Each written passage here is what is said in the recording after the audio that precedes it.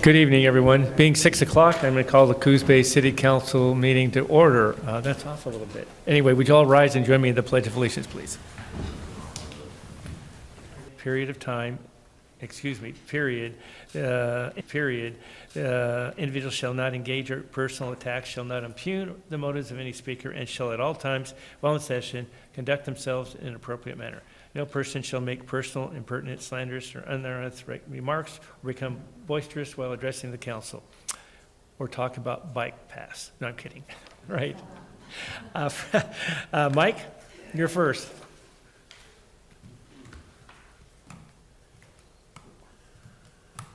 Surprise me tonight. I'll try.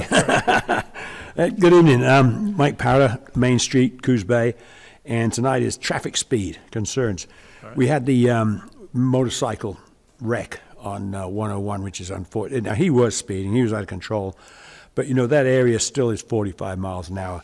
So I wrote up this, and I decided to do a study between the speed limit. Anyway, this is what I came up with. The arterial road speeds in Coos Bay are detrimental. I think they're detrimental for creating improved pedestrian and bike infrastructure routes. Highway 101 runs through the city limits of Coos Bay for just 4 miles. That's all we got at 101. The posted speed varies from 20 to 45 miles an hour. I've analyzed the 45 mile an hour section that runs approximately 1 mile. This is my observation. Southbound, the 40-mile speed limit goes from the city limits south of the shipping facility to south of Builder's First Source. In that 1 mile, we have one 45 mile an hour speed sign at the beginning and a 30 mile per hour speed sign at the end. We have 7 intersections, 2 with traffic lights, 12 entrances to businesses.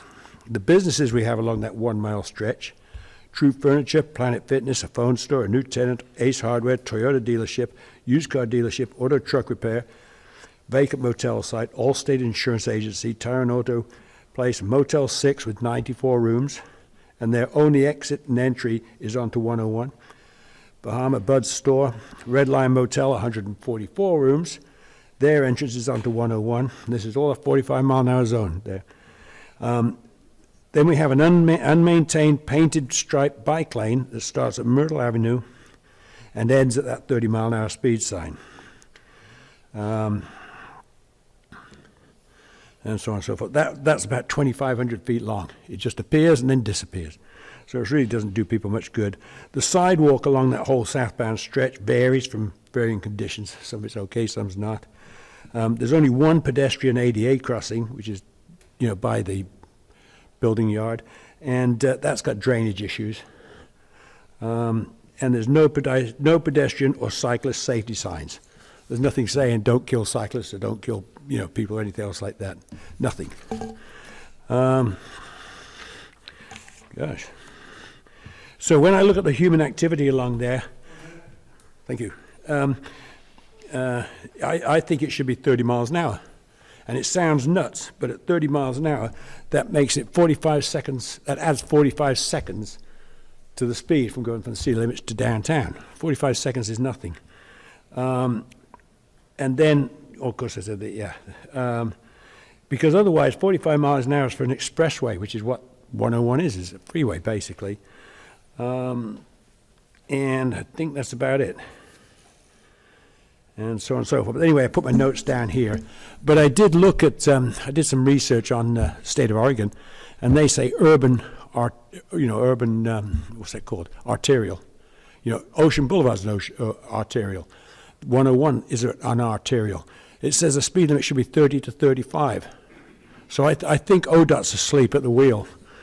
excuse the pun, but, that's, so anyway, there's my notes for reference if anybody wants to look anymore. Thank you, Mike. Next, Dean Lundy.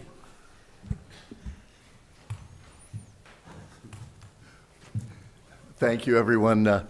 Dean Lundy of Newmark Avenue. I have a solution that will free everybody up. It'll free up ODOT of their 2-year study. It'll completely eliminate all the problems of the speed on 101 and everything. This is what I observed growing up. In San Francisco, we tore down 2 freeways, one on through the Fillmore district, and made it just beautiful after we tore it down, and one on the Embarcadero, and it just opened up the whole bay. I mean, it just made it beautiful. Another road that we moved was through the town of Novato, which was on 101. The 101 used to cut right through the middle of the city. I mean, right through, and there was a high school on one side, and it was just horrible. When we moved 101 about a quarter mile over to the east, they thought it would hurt business, but actually what it did is it just the whole town, us firemen bought up the whole town, because that's as far as we could live north of San Francisco because of our response. Anyway, and it just changed the whole city. So my coffee cup idea is a lot of progressive cities all around the world are jackhammering up the asphalt. So my coffee cup idea is to pull up the railroad tracks on the spur line along the water there and make that like a promenade thing for people to walk with their kids and dogs and stuff by the bay, and then take up all the asphalt on 101 and make that into a park. And then we'd have this wonderful park and this wonderful bayfront. What do you think? Sounds great, but The problem is we don't have an east to shove 101. right. But anyway, it's a little hiccup. All right, thanks. Anyway, thank you very much. Thanks, Dean. So this speed limit thing, this is, I don't know who we talked to about this, but ODOT is the one that controls this. Am I correct? We don't have, unfortunately, we just don't have any oversight on these guys. I mean, is there something that says we can make it 30 or 35 or? We could always request a speed study from ODOT. Because, I'm just thinking, North Bend did something, right? Because when you come in, it's 25. I think it's, So how did they do that? Did they request something? I can find out. Okay. Is that something the council would like to, this is my commentary to Jennifer, but does the council want her to pursue this and get some information? Yeah, I think that's great, and I also, to Mr. Lundy's comment, if we want to talk to the port about pulling up the rail line for a path, Dean, I think it's a brilliant idea. Yeah. They can move their shop down the other area. Yep, it's a great idea. I don't think information is a problem. I'm not sure that is the route that I would support. We have to have a way to move traffic through, so. Well, I think we get the information. And I think safety is an issue. We have trucks, we have commerce, we have, communities south of us that need to transport cargo through our area. So I don't think we can just throw out the baby with the bathwater. Okay, Carmen. Yeah, I would support some you're muted. information on. Oh, no. No, Can you're you hear me? not. Hold on a second. Can you hear me? Hello? IT problem. Okay.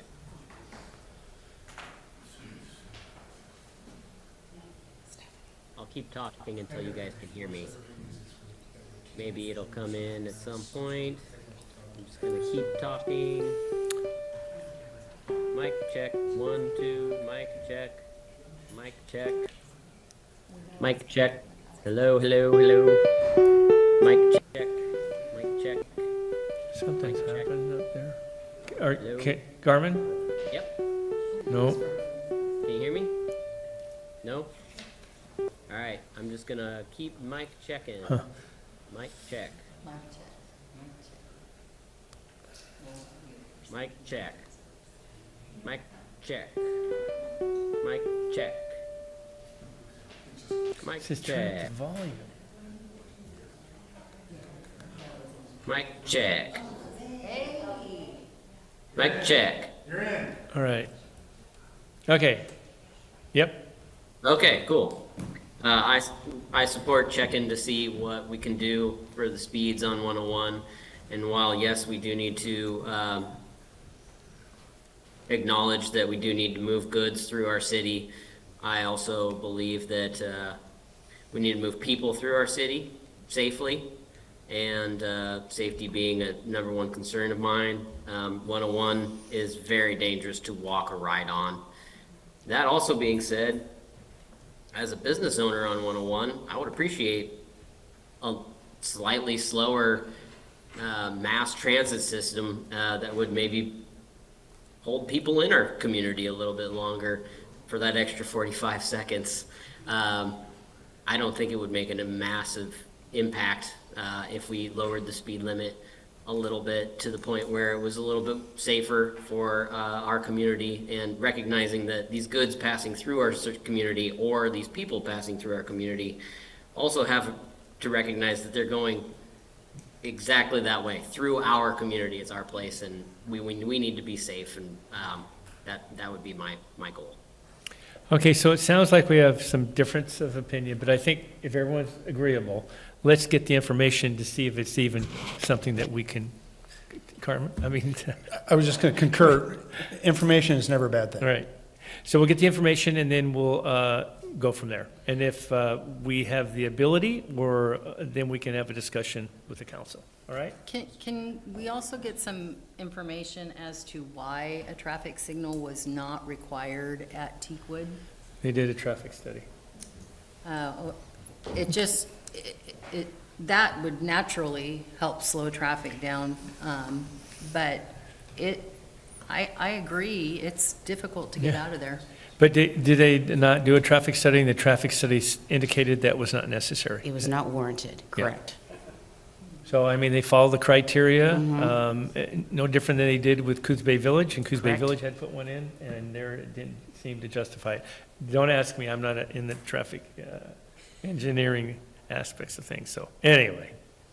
All right, we got that, and then, Dean, as far as the railroad tracks, I mean, we've been working on trying to get something done there to no avail. Maybe one of these days, who knows? Anyway, It's a problem. Yeah. ODOT won't put a crosswalk across because they have to cross those two tracks, Right. just single spur.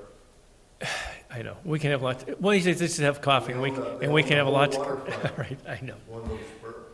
All right, next item, consent calendar. Council?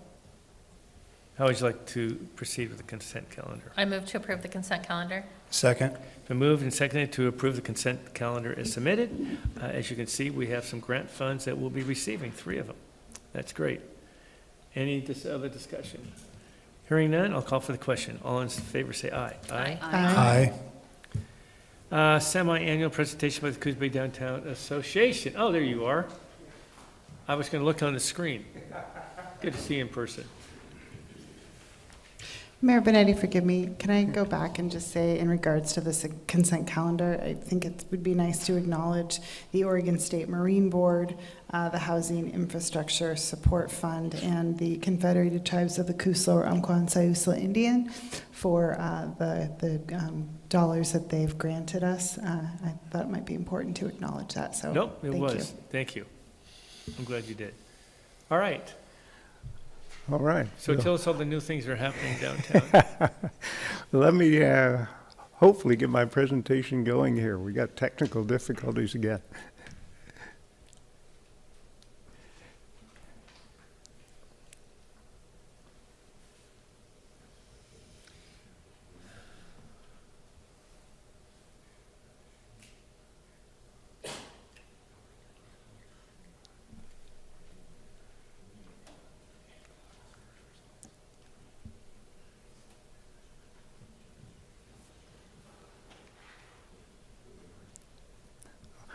All right, I think we're ready to go. Thank you, Mayor Benetti and members of the council. Appreciate the opportunity to once again report on what's happening with our organization, as well as what else is going on around town. Let me start by a little different approach here, and let me see if this is going. There we go. I know that not long ago you had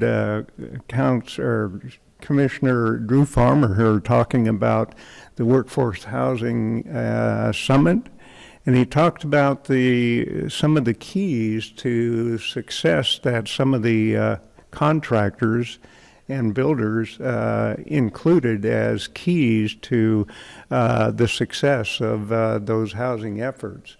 And he mentioned one of those being Main Street organizations. And to that extent, I think I need to reinforce that, first of all, the Coos Bay Downtown Association is a member of the Oregon Main Street Network. It's also part of the National Main Street Network. There's like 2,000 towns in the U.S. that use the Main Street approach and have Main Street organizations. In Oregon, there's over 100, and we are one of those. We're what's called a designated Main Street. We're not quite fully accredited yet. We need to meet some performance standards, which we're just short of. But then again, that's one of the reasons when I took the job, I basically said one of my goals is to get this community there. With regard to Main Street, if you look at some of the numbers and why communities join Main Street is just the success. When you take a look at the amount of public investment, private investment, new jobs created in Main Street communities, and we're happy to be part of that network. The advantage of being in that network is we get a chance to talk to all the other organizations that are producing these kinds of numbers and getting help and technical assistance along those lines. The Main Street approach, a lot of times we make that presentation to you about the various different committees we have. Well, those committees turn out to be the 4 pillars of the Main Street approach. Promotion is basically talking about your downtown area, talking about all the assets, trying to draw folks to that downtown. When we talk about the whole concept of design, that's all about making it, in terms of your downtown, more attractive, more presentable, why people would want to move and businesses would want to move into the community. Organization, that's all about finding the resources to do the job.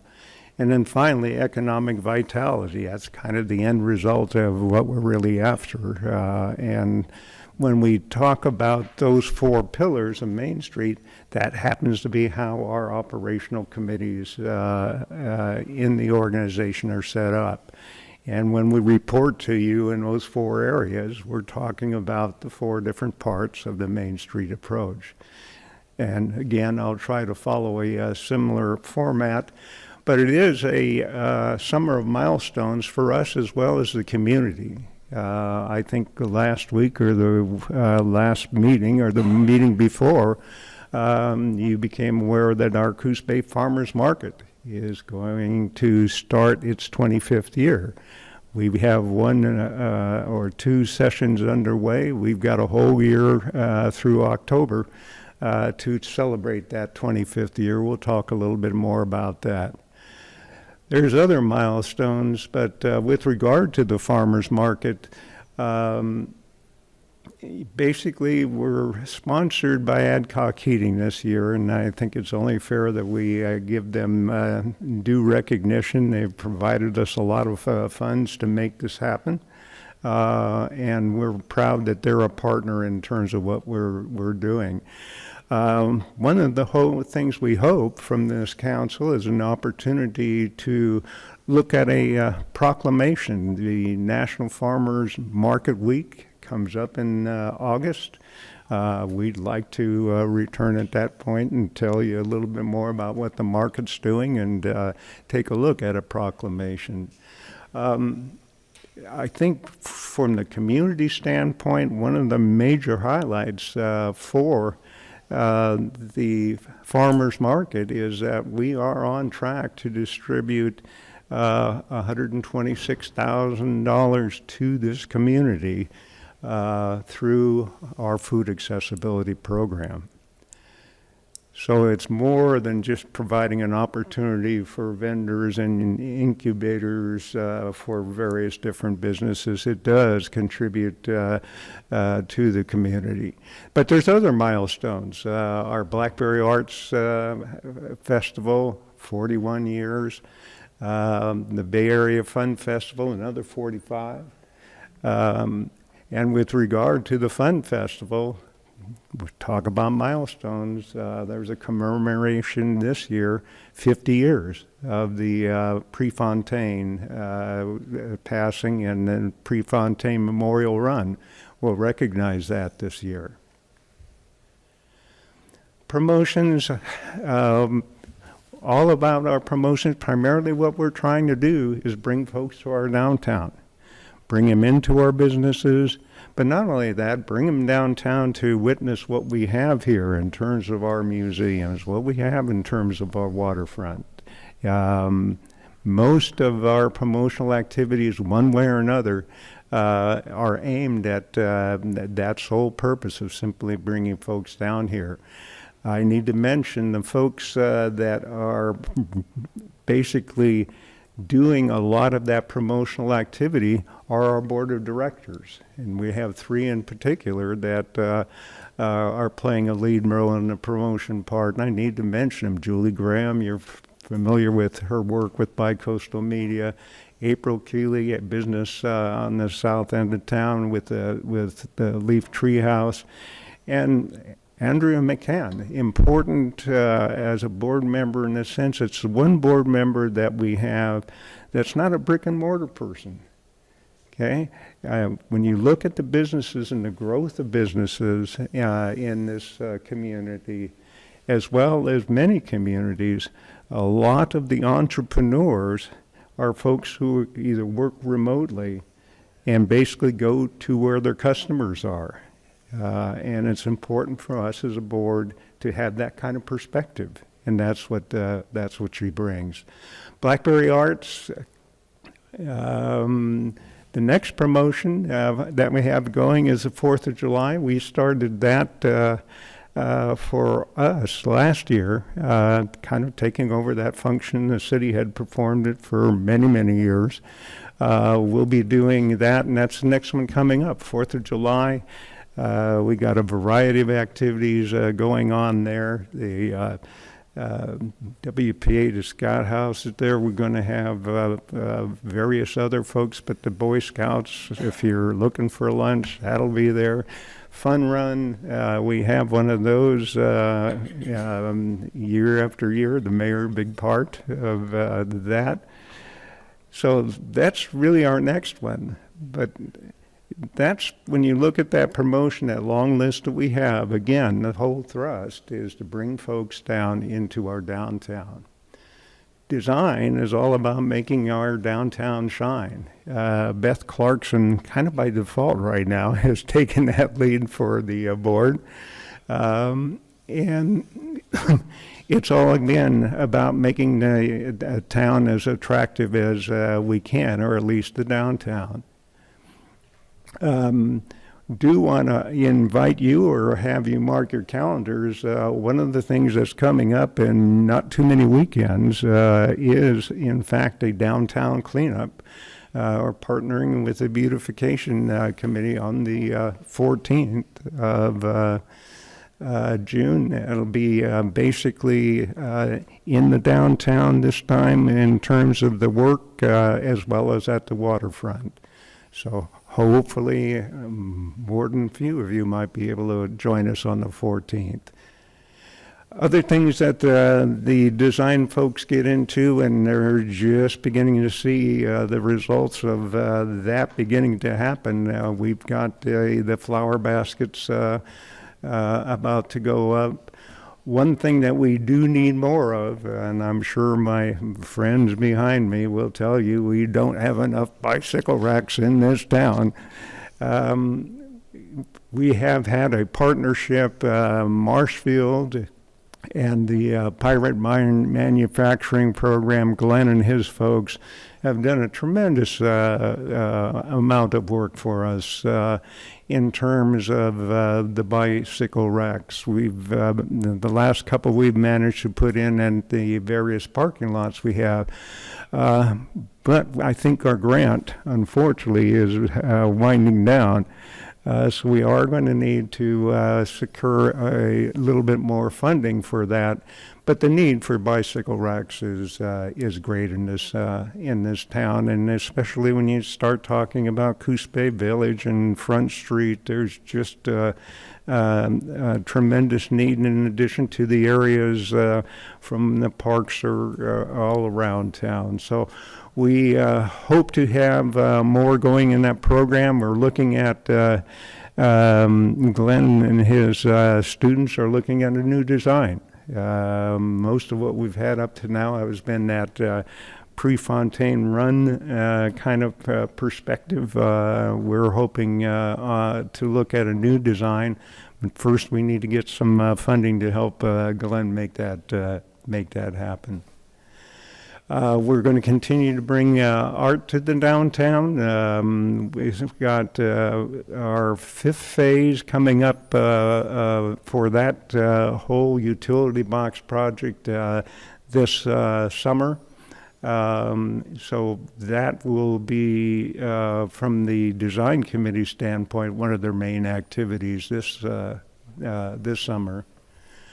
Organization, mentioned that as one of the pillars. Their responsibility is basically to find the resources to make things happen. The chair on that one is, again, Beth Clarkson, but she is assisted by Dana Weber from Banner Bank, and Lorna Lewis. If you know Lorna, she has the Bayshore Gifts store down on 101. One of the things that they are working on, and this is really a partnership, I can't take credit for this one. This is one that involves the Visitor Bureau, involves the city. Many of the counselors, not many, several of the counselors were involved in helping make this happen. It's still not ideal in the sense that we'd like to go with some kind of electronic or other kinds of system. It's just kind of what can we afford at this point. And right now, wayfinding signage is being done. We've just added a 4th kiosk. So we continue to do that with our partners. Quarterly, we change that. Again, it would be nice. What we have done is gone on the event side of things. We've gone to more of a QR code approach so that that list can change without us having to redesign that kiosk each time. On economic vitality, Amarissa Wooden is assisting our chair, Stephanie Kilmer, who has continued to lead that committee, at least for the 2 years I've been here. And the primary thing that we continue to focus on is our downtown buildings. What can we do to basically not just restore them, but how can we reuse them? What we're basically trying to do is we understand we have a huge housing issue in this community, and quite honestly, we'd love to have more folks living in our downtown. Our businesses and our restaurants are going to thrive when they have people on the sidewalks. And yes, we have all kinds of promotional events, but it's not the same as having people on those sidewalks in our downtown, not just for that particular event. We want to see them here year-round. So that's been our focus. We've looked at a couple of buildings. We've got some interest that has been expressed, for example, in the Chandler Building. And at one point, that housed an awful lot of folks. Infrastructure is kind of there if we want to look at housing, and we've got some owners finally who are interested. Rob Crocker is a big part of our committee. He's helping the owners take a look at what's possible there. But that's the work of our Economic Vitality Committee.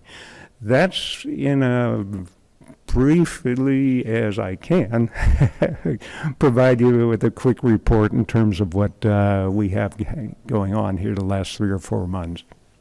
Thank you, Harv. Questions, council? 2 questions, Harv. First, thank you for the presentation. I see, forgive me, we've added a 4th kiosk, and I don't know where that's located. So where is the new kiosk located? There's one down by the Pre-Way. Okay, wonderful. Thank you. Yeah. The second question I have is if we can go back to slide 6, you had mentioned, I think, $126,000 of food. Okay, we don't have to go back to slide 6. I remember the number going back into our community. So one of my questions is, with changes proposed at the federal level with the SNAP program, will that impact what that looks like for, will $126,000 actually go back into the community with those proposed changes? Yeah, that's, you raise an interesting question. I don't think we really know the impact on SNAP. Okay. And you're right, it could definitely, I mean, there's more to that number than just SNAP, but that's certainly a big. It's part of it. I guess that was my question. Yeah, it is part of SNAP, it is part of that number, and yeah, depends on where this administration is going and what happens in their budget process with Congress. So it could definitely make a dent. I think it would be interesting, no matter what decision is made. I don't know if you can separate it out just so we could know, because if that does go into effect, it would be nice to know how much money, right, it still goes out into the community. And maybe it'll just present itself if there are changes, but it would be an interesting question to answer. So yeah, thank you. I think in much the same way. I know folks are kind of saying, well, can we get what's the real impact, for example, on the tariffs, the same kind of thing the companies are trying to measure, and then there's a question, can they really report or should they report? My answer is yes, and I think in the same way, if SNAP does have an impact, we need to report that as well. I think the public needs to be aware of what could happen with those kinds of decisions. Great, thank you very much. You bet. Anyone else? Yep. So Harv, it sounds like there's some great things happening. Utility box project. I see some recent Facebook posts. Love the wayfinding signs. Farmers market is the best thing that happens in downtown, in my opinion. I saw the flower baskets when I was driving around tonight. Just looking at the contract, we're obviously maintaining a full-time manager, and you spoke about working towards compliance. So those are all great things. Just looking at the website, it leaves some room for improvement, I think, and so curious about your plans there. Absolutely. And to be honest, Krista is trying to do some work on that, although it requires more input to her from some of our folks. I mentioned those committees and the chairs in terms of getting the information. One of the things that we have done is make an investment in a system called Maestro, which our website and our Facebook and our folks will have access to, as well as our all of our staff and all of our board. in the end, a tool that's used by a lot of Main Street organizations around the country. We finally have made the investment in that. Takes some work to, obviously, to what's the best word, to get the information into it. That's already kind of taken my last 2 months worth of work, but I think it puts us in a situation where folks like Krista and some of the folks dealing with our social media will have information that's current and we'll be able to include that in the system. That's great. It's just when you go to the website, find out what you're looking for. Art, 0 listings, restaurants, 0 listings, shopping, professional services, 0 listing, medical, 0 listing, furniture, 0 listings. And so it appears like there's nothing happening in downtown, which we know is not true.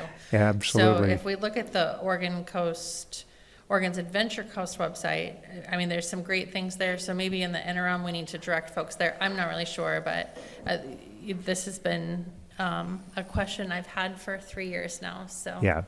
Well, and the interesting part of that Maestro system that I just talked about is that's the kind of data that goes in there, and then from that system, it actually can load into those websites as well as Facebook pages. So the system has a lot of advantages. The interesting thing in the short run is it's a big workload for me right now to get that information in.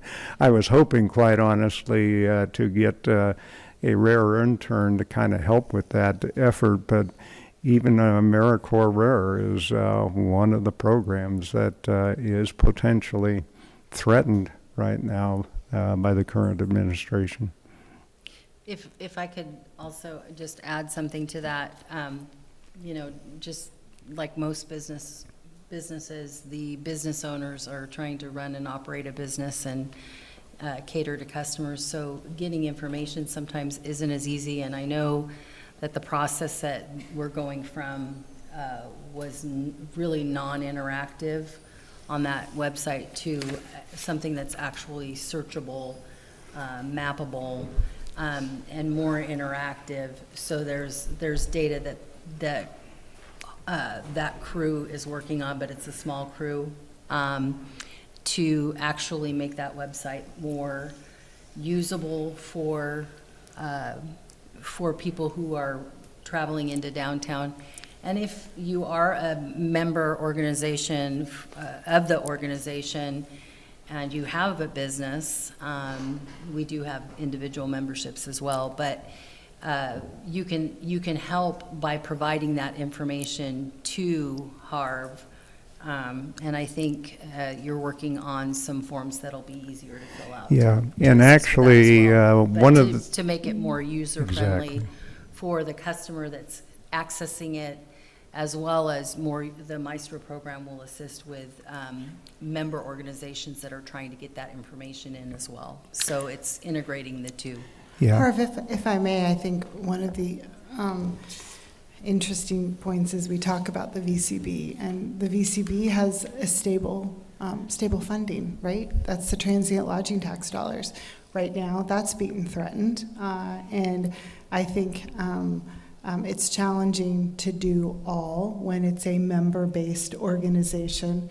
And so, yes, I think there's always work to do to improve the process, but I would also remind the community that when you make changes to stable funding sources, you don't get the same quality of work. And so appreciate the work you're doing. I appreciate what both of these brilliant women say to the right of me, that yes, there's more work to do, and we are member-based. So, Yeah. thanks. And I will say about some of our members, one of the things that we do each year when we do our annual membership drive is we include a form in there for businesses to fill out if they have new information in terms of who the owner is, what their hours are, what their website or contact information is. So some businesses are, in fact,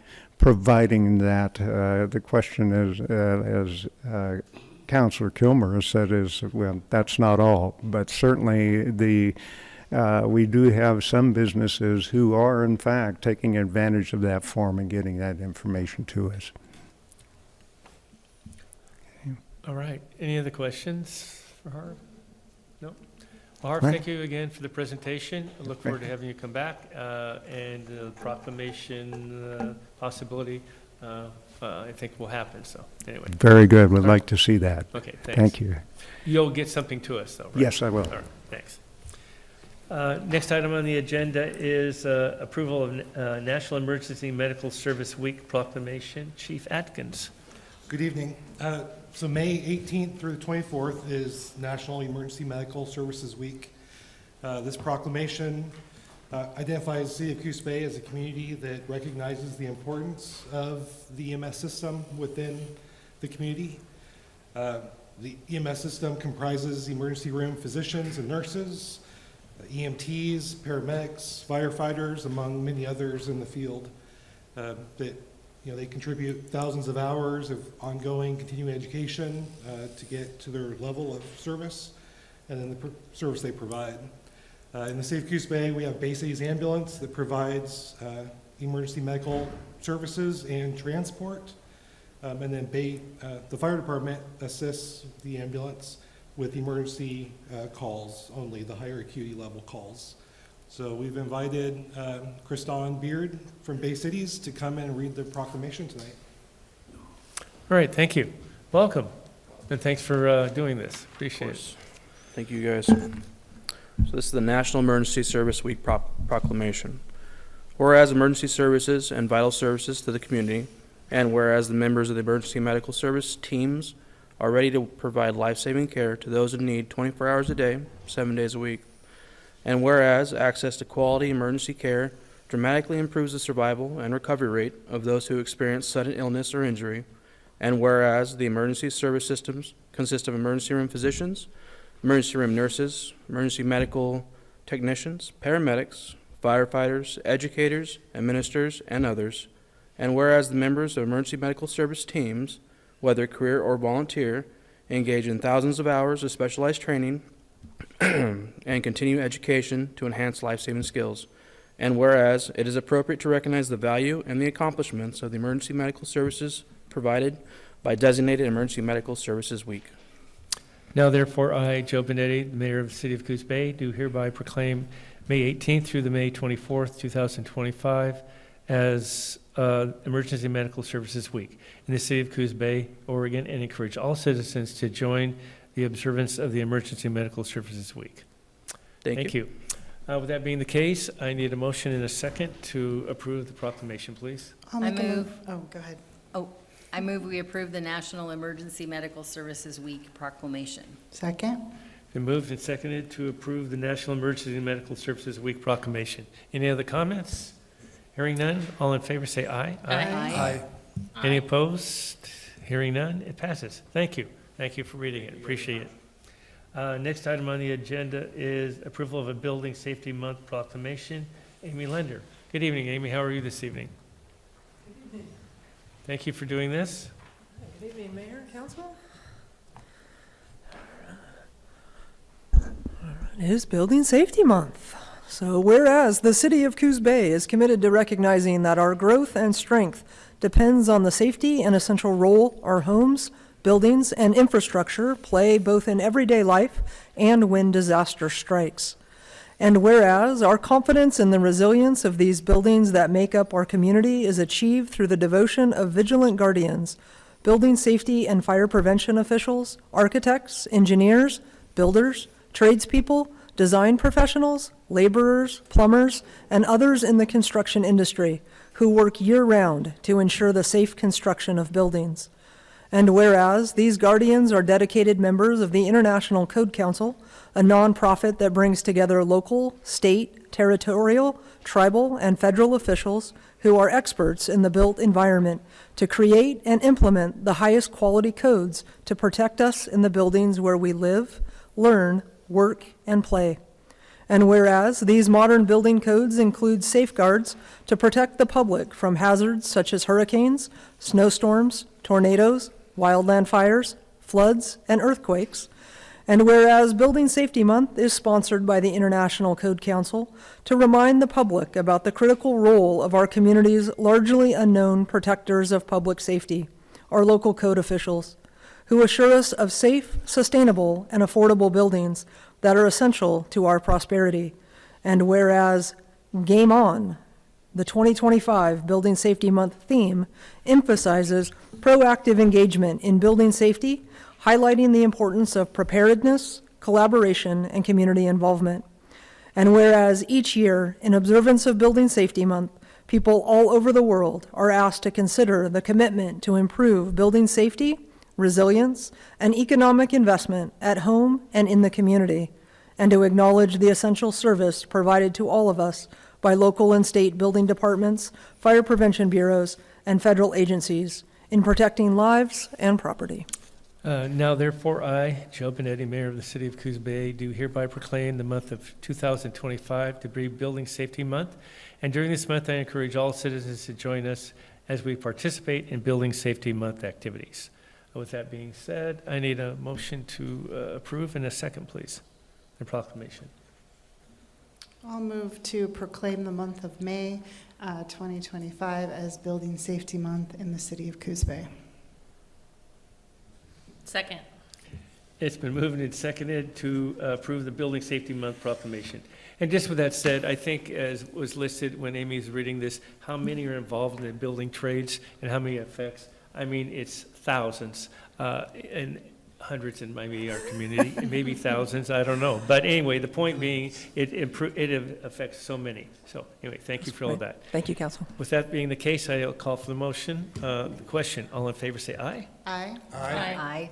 Any opposed? Hearing none, it passes. Thank you. Carmen, I'm sorry, I didn't give you enough time.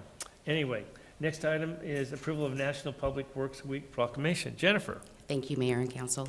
I'd like to introduce a staff member, Geneva Varga. She's going to be presenting the staff report and the proclamation. All right. Geneva is the city's engineering services coordinator. She primarily works on capital improvement projects associated with operations and the water quality divisions. And she takes those projects from base mapping survey through design, bidding, all the way to, and oversees the construction management. Wow. She graduated from OSU, and she currently has her engineering training certification.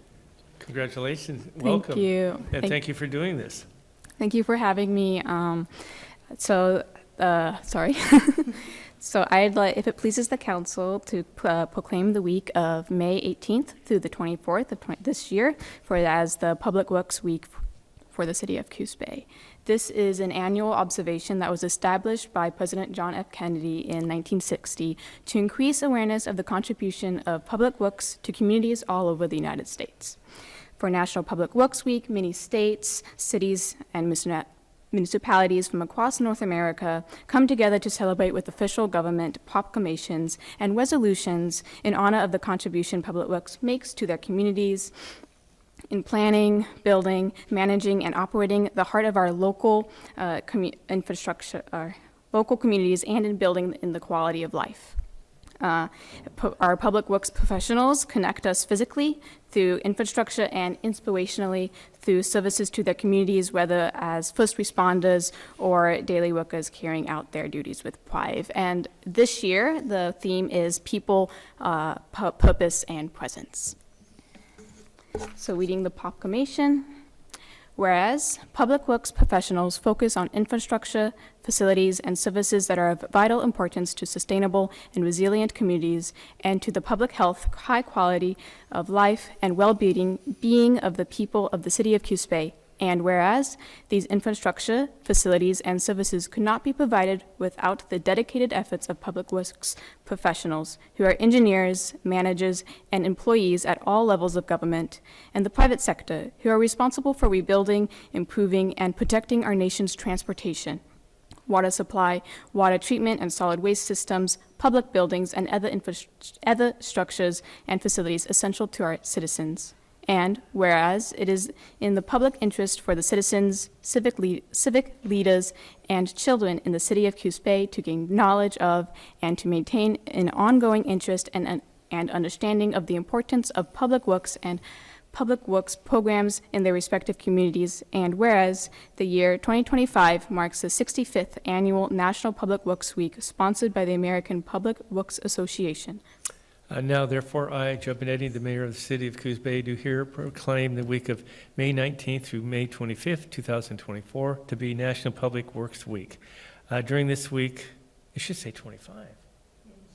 All right, thank you. Good catch on your part. You said 25. I didn't.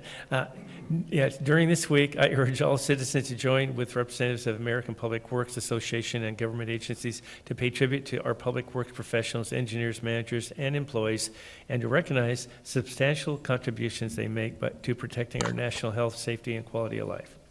With that being the case, I need a motion and a second, please. I move to proclaim the week of May 18th through 24th, 2025 Public Works Week in the city of Coos Bay. Second. It's been moved and seconded to approve the National Public Works Week proclamation. And again, we take these things for granted. I mean, we take, being on the council as long as I have, sewer, I never knew so much about sewer and wastewater and all that, but our streets, and without it, we would be lost. It's just something we take for granted, and sometimes it's nice to recognize it. So anyway, thank you so much. That being the case, I need, I'm going to call for the question. All in favor say aye. Aye. Aye. Any opposed? Hearing it passes. Thank you. All right, the next item on the agenda is public hearing for consideration of supplemental budget for 2024-2025 fiscal year. So that means we have a lot more money, right?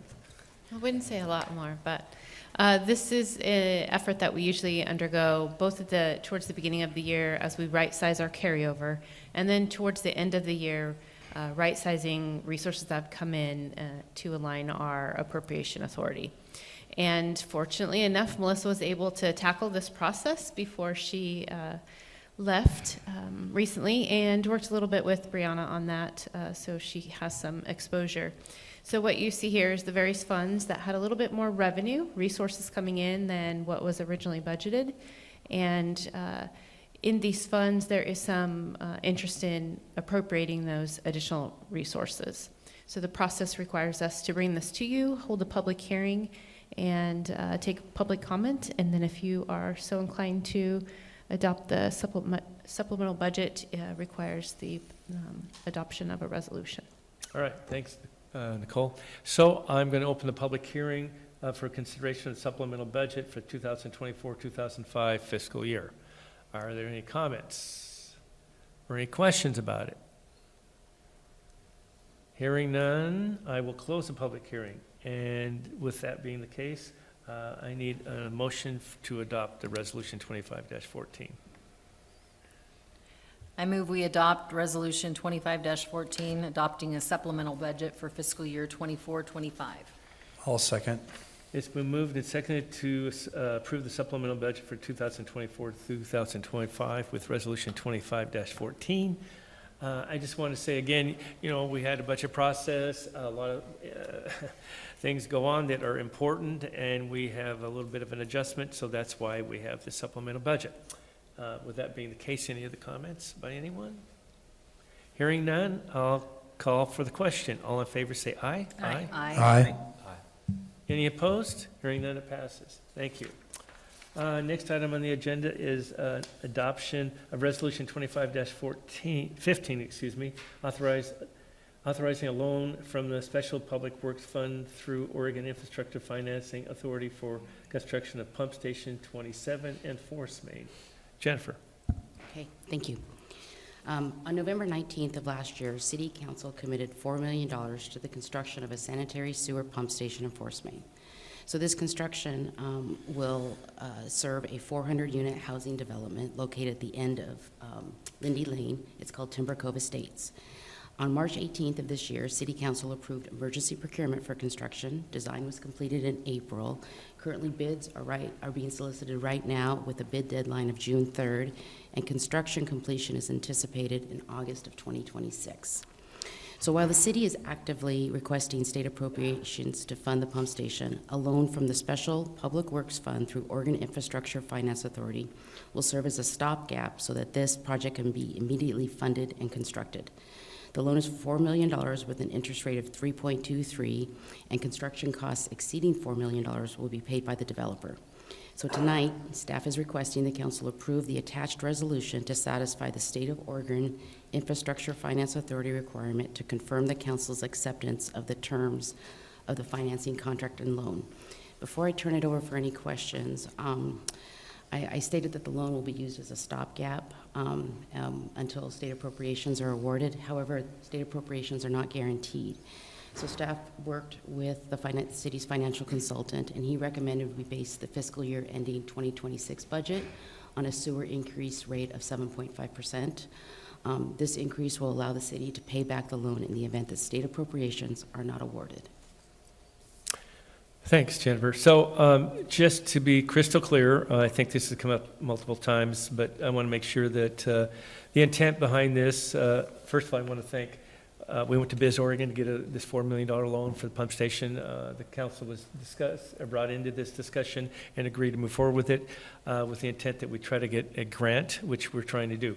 But I want to thank Steve Donovan, who's our economic individual that comes up with our different fees and was there to make a presentation to Biz Oregon. Jennifer and Nicole were, and we were awarded the loan, which is able to have this project move forward. Without that, the project would be stalled, and I'm not sure where it would go or not go. So that being the case, I'm proud of this council stepping forth and being willing to do that. Also, we went up to Salem a couple times. In fact, I ran into Troy up there. He was testifying on some other things, but Nicole made a presentation, and we also talked to different legislators, representatives, and senators with the intent that we would get this grant. We have every positive indication we're going to get it, but if that's not the case, then this loan will be something that we have to acquire and turn over or have our users pay. But we've discussed, at least Nicole and I think the rest of us, we need to remember that we can continue to look at other grants and other opportunities, and so I think that we keep moving forward as much as we can. But anyway, that's where we're at. I too want to thank Mayor Benetti and staff for all of their work. I just want to make sure that I understand you crystal clear. Without approving these funds, the 400-unit project would not happen. Is that correct?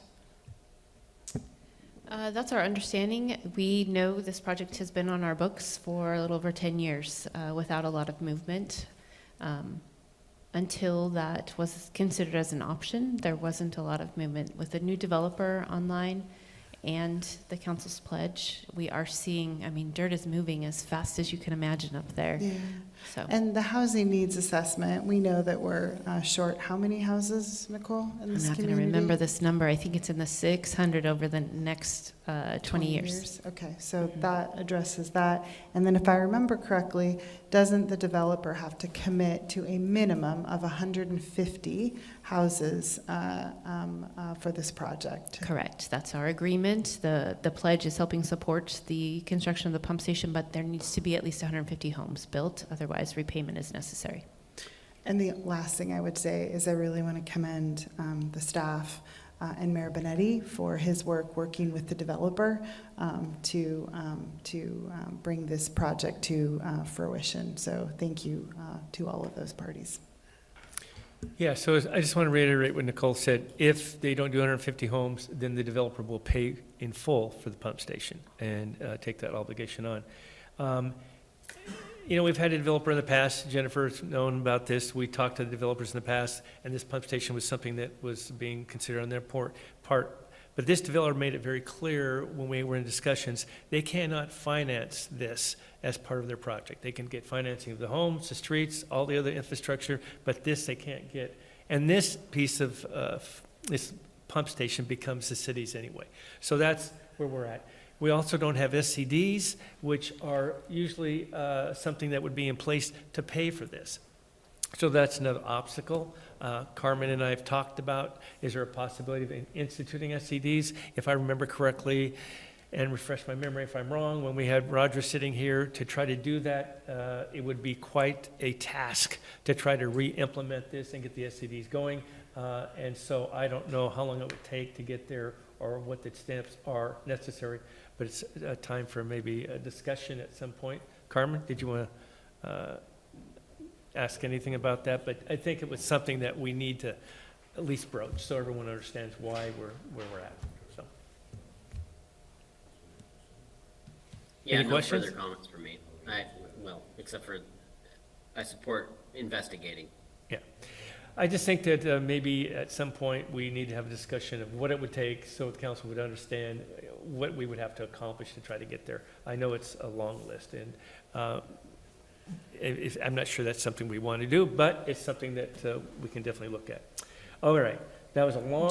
Well, Go ahead. and I would just recommend that before we start having discussions about doing that, if it appears that we want to do that, we need to really educate the public and have communication with developers about SDCs, because we don't want to stifle, but we also Right. have infrastructure that we have to pay for, and sometimes it's like, what comes first, the chicken or the egg? And I think that's where we're at this point, and I appreciate that all the work that's been done to make this project move forward.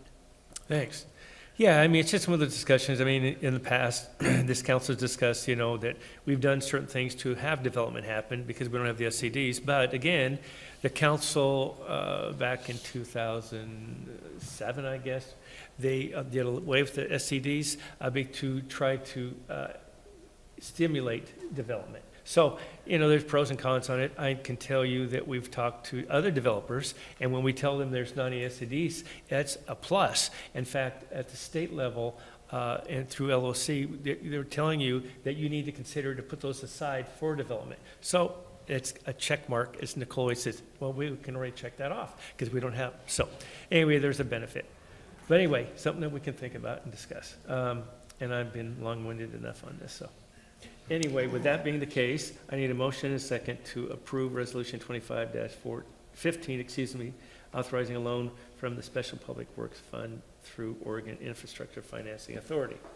I would make a motion to adopt Resolution 2515, authorizing a loan for PS 27 and Force Main. Second. It's been moved and seconded to adopt Resolution 2515, authorizing a loan for PS 27 and enforcement. Any other comments or discussion? Hearing none, I'll call for the question. All in favor, say aye. Aye. Any opposed? Hearing none, it passes. Thank you. Thank you, everyone. We are at City Manager's Report. Nicole? Yes, thank you. Just a quick update for the strategic plan process, which is way longer than intended. I meet with our consultant Thursday to kind of review what we've put together as far as your, you know, the 40,000-foot level down, which we did on our Saturday work sessions, down to actually the tasks that would be within there. So once I meet with her, I presume we'll be coming then next steps to present for you guys to adopt. We received notice today. Hopefully you'll remember we've been talking a little bit about a program called Urban Forum. For some of you who attended the housing summit that was here a few weeks ago, there's an organization that started this in Yamhill County in collaboration with the Missing Middle Housing Fund. Working with CCD and the Missing Middle Housing Fund, we've had some conversations with the county. North Bend, I think Bandon is also in the group, implementing this in our county here, which is a tool that specifically helpful for developers. Once the data set is loaded, you can click on a lot and it produces a report of everything you would need to know that's in the code that impacts that lot, all of the incentives that are attached to that, the zoning, and it's instantaneous. That kind of information can take staff a couple hours to pull all together. So it's pretty significant. And it's going to be grant funded and managed by CCD. They applied for the grant on our behalf and they will help us in that management. Just an update with the Coos Bay School District, have a meeting with the superintendent tomorrow, and just kind of talking about a couple of things. You'll remember we used to have a member from the high school come and give us some updates, so kind of getting that back in the loop. Talking about just some other kind of ideas and ways we can get kids engaged with city government, maybe potentially a youth council is an option. There's a few cities in the state of Oregon who does that, and so we're just going to pass around some ideas and the ways that we can kind of connect our two organizations.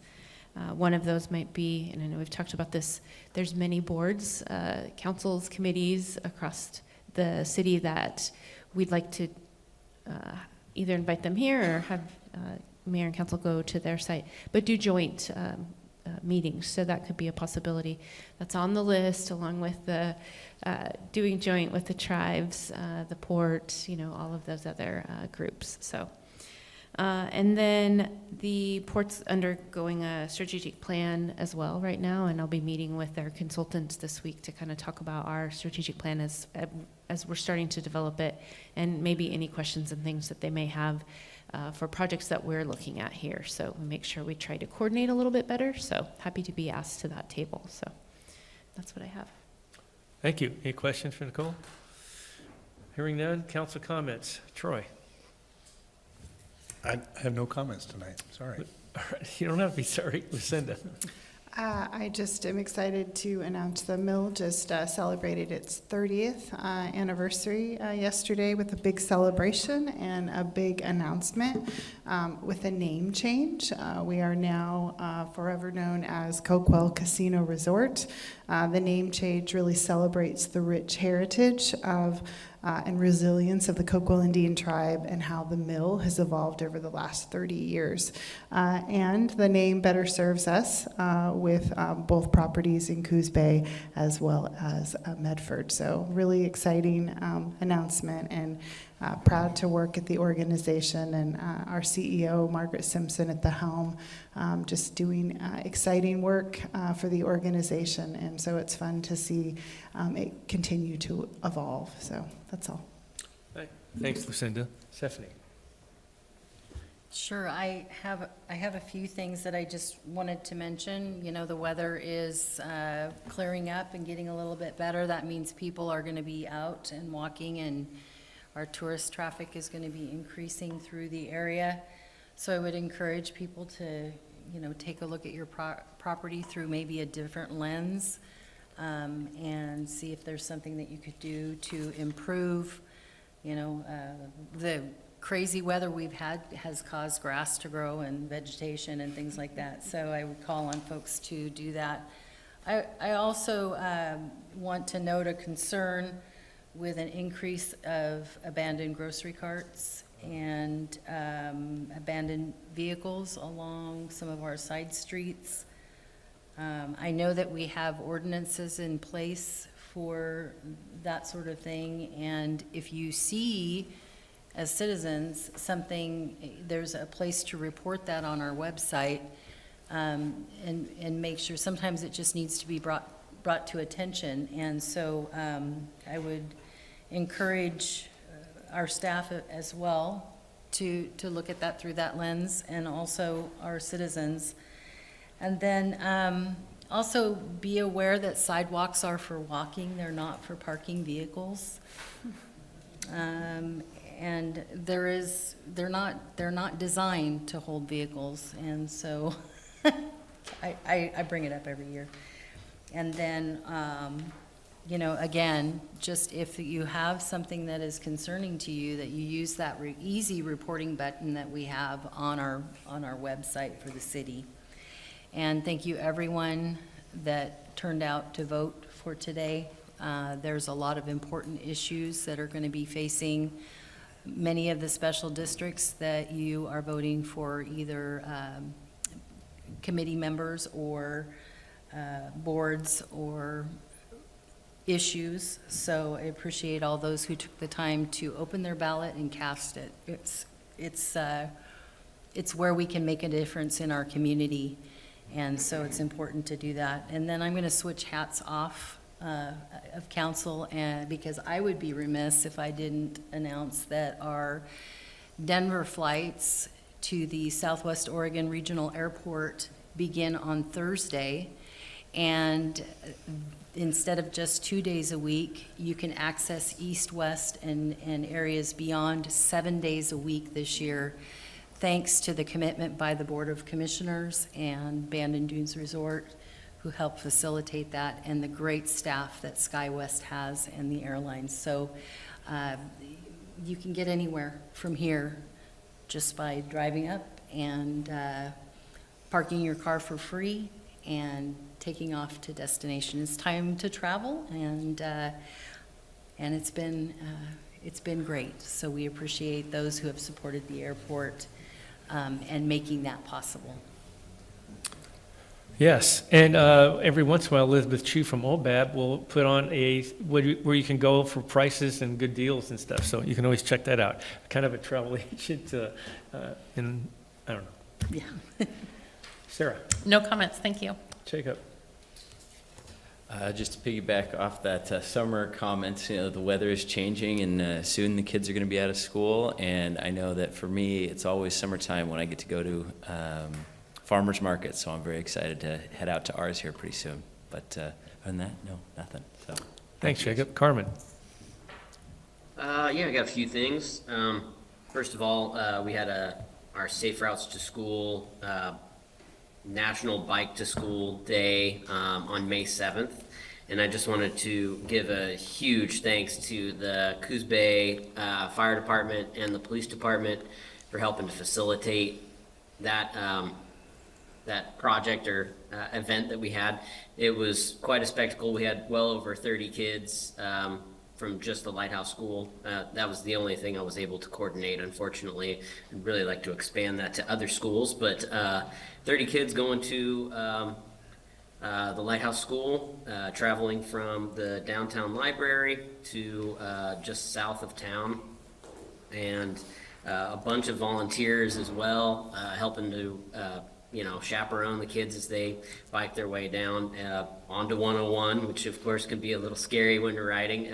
The police department did an amazing job of blocking traffic for us and kind of shutting down one lane while the kids rode to school. And even the fire department, several of the fire department staff jumped on a bike and rode with the kids. So the kids felt real special, and it was just a totally heartwarming experience to see all these kids just have such a blast. I really think it inspires a sense of ownership over your city when you're allowed to, or when you're invited in ways to experience the city in a way that maybe you traditionally aren't. And so I think it was just a really valuable experience for the kids, and I'm hoping to organize another one for the last day of school. So heads up for that. Everybody who was driving around 101 and around there in general was very kind and patient, and I just wanted to say thank you if you happened to be around on that day. But a big thank you to the fire and police staff. And I would also like to piggyback on that, loving the community support or continued support that we have for pedestrian infrastructure. We keep hearing about it meeting after meeting, obviously from a few spots that are very consistent. So, but we are hearing it out and about, and the need for bike racks and more sidewalks and such is, I think, paramount. And I believe that there is a movement hopefully going on within this community that is hoping for more access in multimodal spaces, exemplified by the Safe Routes to School program and just the event we did the other day. I also want to say, hope you voted, and thank you if you did. It's a big responsibility. It's an easy way for you to be involved in your community. And I really hope that people jumped in on that. I also wanted to just address the funding needs that I feel like we are always constantly going through, especially during budget season. I did bring up the other day potentially SDCs, system development charges. I do believe that the city is in a place where we are functioning, but we're hamstringed to do some projects And that makes it difficult for us to be creative in ways to accomplish some of the things that we really want to see. Just limited resources. Of course, the staff is doing an amazing job getting grants. We see that with just the consent calendar approvals that we did this tonight. So I want to applaud the staff for doing everything they can to try to make things work. That being said, I think if you move to this community and you're willing to build in this place, then maybe it's a thing you feel like you should invest in, and system development charges are a way to do that. That's just, you know, I'm not saying we should go for it one way or the other, but I do think it's worth a conversation and an investigation, and from that investigation, I believe a discussion would be had with all people involved within the public in our community, and I think it's important to figure out how we're going to pay for the things that we really want our community to see. That also being said, I think we need to spend efficiently as much as possible, and when we're doing things, try to piggyback on other projects and do things in coordination. That being said, you may know that I am on the water board as well, one of the council-appointed water board directors, and I noticed that we have every year we go through a water main improvement program where we go through and we upgrade or update several of the water mains within the city to just kind of go through the rolling stock of things we always need to improve on, which includes substantial roadway, impact. Usually have to tear up the roadway and do a bunch of repaving, so there's going to be, lots of construction being on site, and I think it's a good time to evaluate those roadways and to see if there's any ways in which the city can jump in on that impacted space that's already being focused on, and see if we can make improvements during that time. I'm hoping that we can partner with the water board and just have an open line of communication anytime we're doing anything. For the most part, I think we do, but these are spaces where I think if we can work together and make sure these things are happening, whether it's in the city of Coos Bay, I mean, obviously that's what we'll be focusing on, or within North Bend, I think it would benefit all of our community. So that's pretty much all I have, but I also just want to say that the water board is going really well. I'm really enjoying my time there, and we have a great director there, and things are going really well. So I want to just give a clean water bill of health. So other than that, I think that's all I have. Thank you. Thanks, Carmen. Great comments this evening. I'm going to use mine a little bit differently, but first of all, before I go down that road, I mentioned the budget process that we went through, and I want to thank Sarah for chairing it. She did a great job, got us through in a couple of days, and even with some time left over. But we were able to cover a lot of things and issues. Also that came up during the budget is fiscal issues that we're going to be looking at down the road. We all know, well, anyway, we will be facing those. Carmen brought them up, and others that we're going to have to think outside the box and be creative. A lot of it's been through economic development. We'll continue to do that. I think it's important. Working with our partners is another thing that we've been talking about in strategic planning. A couple things I'm going to bring up tonight is basically, I brought up before, the American building. I don't know if there is a way to do something about that, but I feel that we need to take some drastic action and try to get that under our preview or under our control. It's going back in 2016, we had offered this individual $750,000 for this project. It was going to be an incubator. The only thing they had to do is make sure that they did not lease out any of the property. And they did. So that agreement went away. And we also went back, I'm not sure how long ago, we offered to give them $100,000 in an urban renewal grant to fix the facade up and some of the windows, and it was turned down. Just recently, did you not meet with Rob Crocker, and they also were offered some funding to do something, and I don't know, to how much, 600,000? Well, the city was considering partnering with the Downtown Association on their Main Street grant. We were coming with what was budgeted, the 650, the Main Street grant's 400. We would have had over $1 million to potentially bring to that property owner, and And they was just- not interest. And they basically, if I understand correctly, told us to go away. I'm just going to sum it up that way, but that's what it is. So I guess the point is, I've taken a tour through this. I know Nicole has, and this was a couple of years ago, and it was horrible. At what point, I know that the upper floors are not being utilized, but the point is, they have to affect the lower levels. And I remember where the parking lot is on Third, there was a Lockhart building. I don't know who was around long enough to remember that. We ended up in the same situation basically, and I think that's going to happen if we don't do something. This individual left and went to Mexico, so we had no recourse whatsoever. And we ended up with the building. It took us $500,000 to tear it down, and then it took us another, $1.5 million to build a parking lot, right? So, and we can't do that with the American building. This isn't a situation that is connected to other buildings, so it's going to be a real issue for us. So I don't know what we can do legally. I'm going to say, Nate, I need you to figure something out. I don't know if we can just do a taking or a quit taking. It's going to, or we have somebody go in there and look at it and say how horrible it is, and because it's a disaster looking at us. And we cannot, for whatever reason, get these owner or owners to step up and ask for help or to facilitate it. So I don't know what we do. And they're not doing anything, that's the other thing. I Nothing's think, happening. is it a new owner now, Nicole? Yes, there's a new, I think it's a owner carry contract, yeah.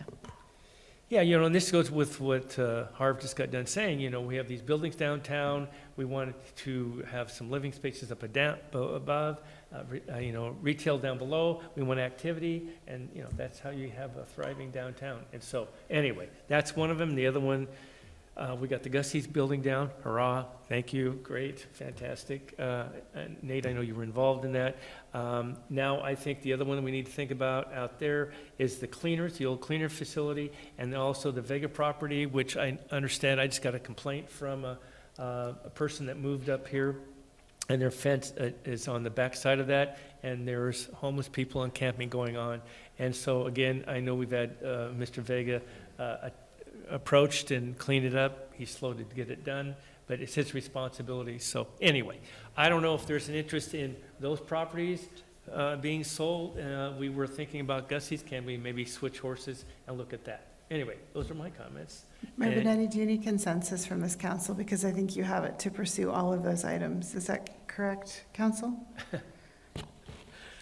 I wish there was an easy way just to do this, but it's not. And that's the other thing. Rob Crocker's been involved in wanting to help facilitate that, so which I commend. So I think it would benefit us to hear from Rob at a work session or a council meeting about some of his challenges, both with the insurance on Anderson, because that is also major blight, and just try to understand his current projects and where he's headed and some of the challenges he's been facing.